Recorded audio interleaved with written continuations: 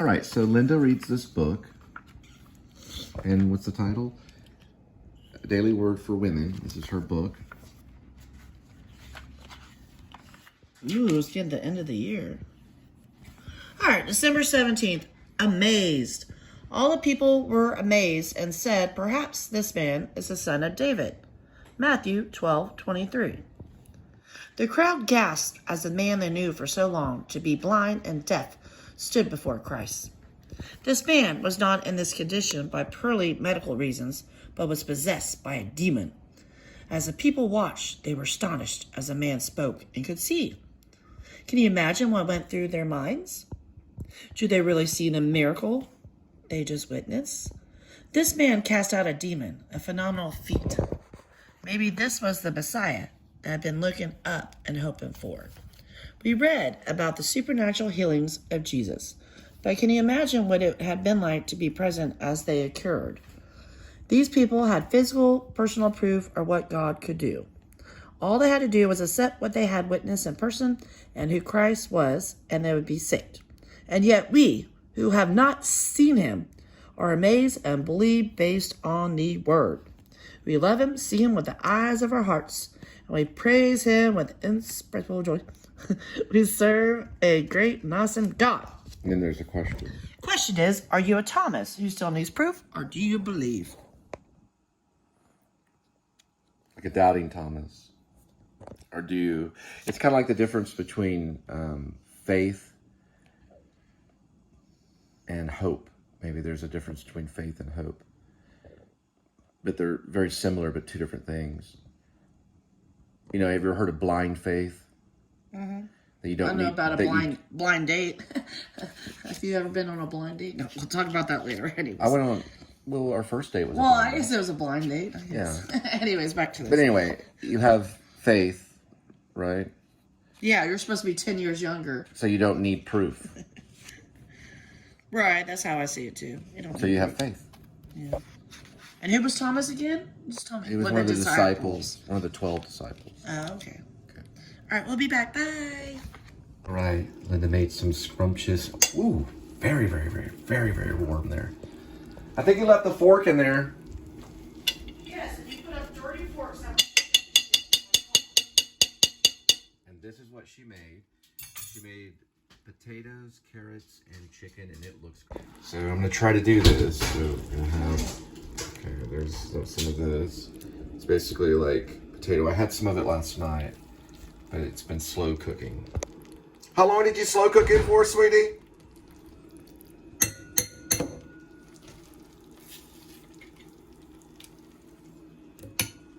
I think it was like off and on through the night. Oh, I remember now. I forgot the spinach. The spinach. I forgot the spinach. I put spinach on it last night. So because of this. Spinach is actually really good. It's actually a muscle builder. So Popeye is not exactly wrong. Let's see here. Move this over that way.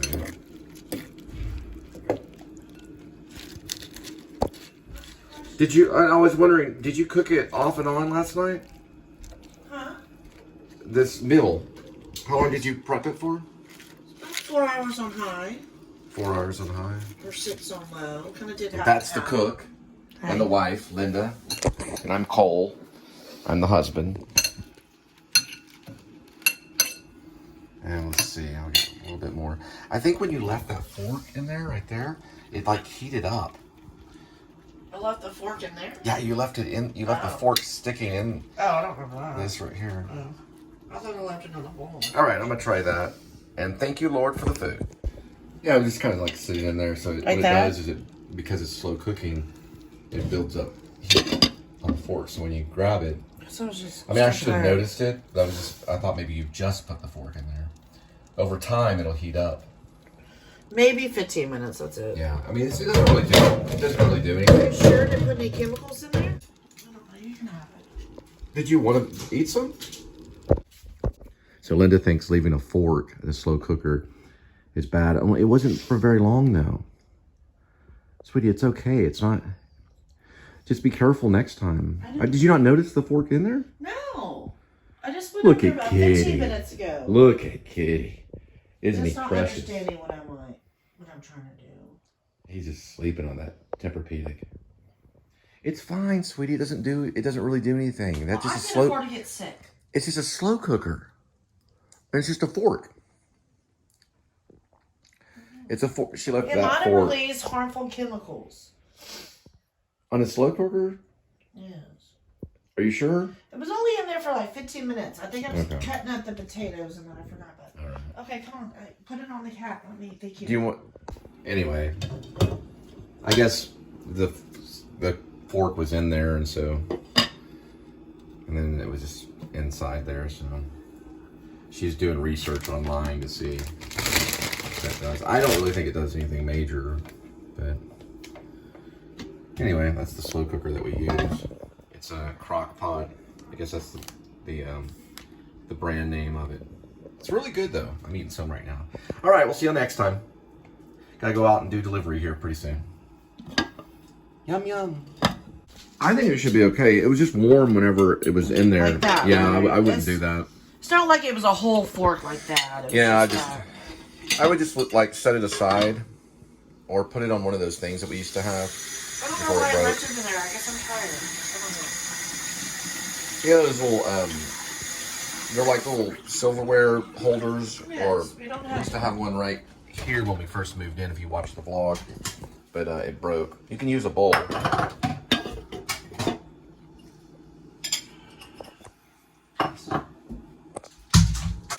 This is the moment where Linda decides to get some of her slow cooked chicken. Now, what kind of chicken was it? Is it chicken at Walmart?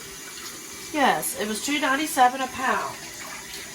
And you slow cooked it through the night. I used about 3/4 of a pound. Very good. Very Cream of tasty. chicken. Added the carrots today and the red potatoes. Now I'm gonna add some cheese because I need my calcium. Like Hey, normal where did we people. get the crock pot? Your mom bought it for us. Oh, I think it was 20. We've had it since we moved here? $20, yes. Or when we were at the Carrollton place at the Over mansion? here, with your mom. New Okay. Year's. So since we moved to Fort Worth. About 2 years old. And we've only used it 4 times.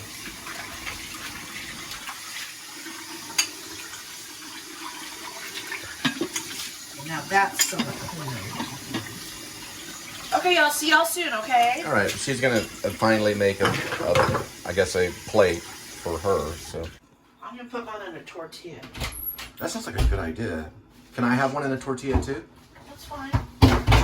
Hold on your shoes, sweetie. You have- Something just fell in the trash. Just put that in there. Oh, so you're making like a tortilla bowl? Yes. I'm gonna add some cheese. Can I have one too? Yes, of course. Bring your bowl. Let's see. No, you already have one bowl over there. Get the Oh, bowl okay. that you used. Thank you, sir. All right, I'm gonna put it in for about 30 seconds. That's a good idea. Can I get some elbow room, please? Start Elbow teaching. room right there.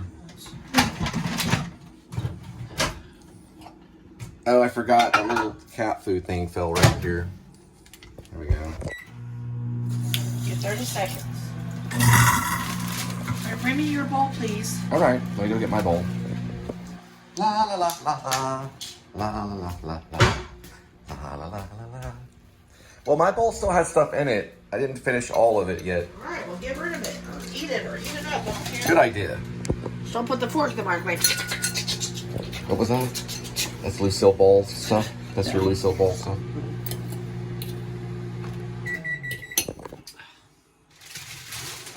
It's all about sequencing. No, not good enough. 15 more seconds. Still haven't figured out how to do 15 seconds on here. I don't know. I just hit 30 and watch it. How do you even do 15 seconds? Time cook. If you hit it once, Time it'll be cook. 30 seconds. No, I want to do 15 seconds. Okay, then what you do is this. Time Okay? cook. We can't really see it because we're not in our mansion yet. But we go clear, you go time cook, you go 15, you hit That's start. what I just did. I guess I double clicked. Yeah, it's all about sequencing. Oh, okay. I was trying to do that then now. All right. Oh, forget it. the stuff extra hard. Welcome to the struggle. Don't know why you're watching, but you seem to have found some interest. All right, so this is the tortilla. And we're gonna clean this. All right, I cleaned mine out. That looks like a really good dish right there. Thank you. With some carrots and potatoes. Are you gonna add any spinach? Yes, I will. Okay. Remember, don't forget the cheese. Yes, you can't forget the calcium. Well, we'll do a little bit more on the top. Then, if we were lucky, we would have sour cream, but we don't have it. That's according to the song. It's electric. We did have some the other day, though. A little bit of spinach.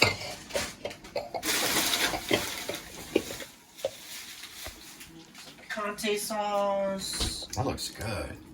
Picante sauce. Linda's homemade tortilla, spinach, chicken, potato. Don't forget McDonald's hot picante. All right.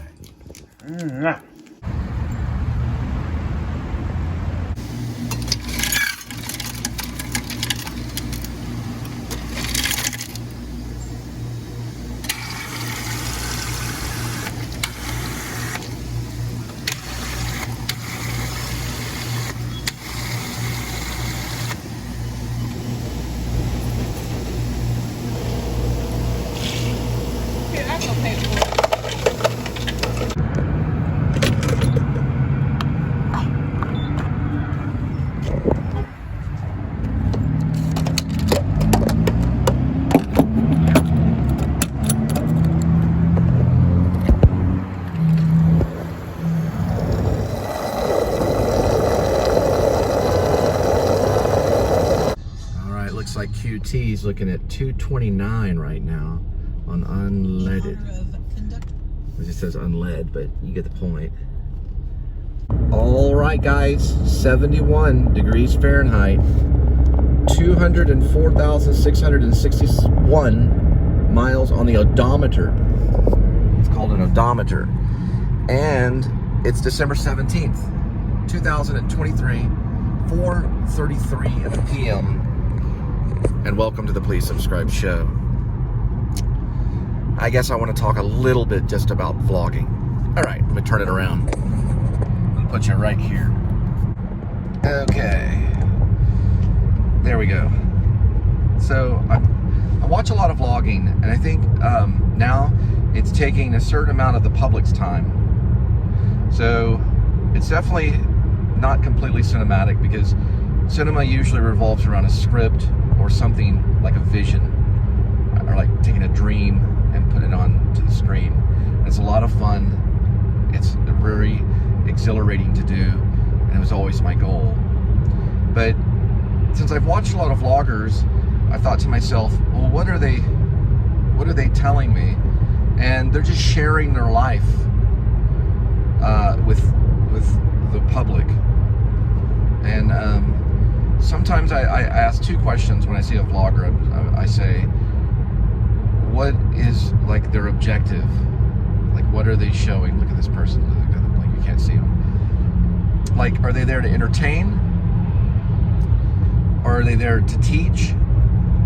And I think, like, it comes about, you know, it just, like, all of it happens. And it's both. There's entertainment, I think, and I think there's also teaching, and they want to share. It's like show and tell, kind of, in a way. But then it becomes kind of like entertainment, so it takes up some of the public's time. And so, like last night, I tried to watch some of Rear Window with Alfred Hitchcock, and I kept thinking, you know, in my mind, I was like, I want to go back to a vlog.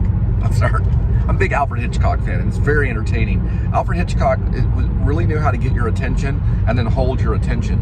He was really good at doing that. And then when I was watching, I was like, you know, I'm gonna make myself watch more and more of Rear Window. And it's Jimmy Stewart, and it's very good. I want to say, let me look. I'm gonna guess. I do a lot of guessing.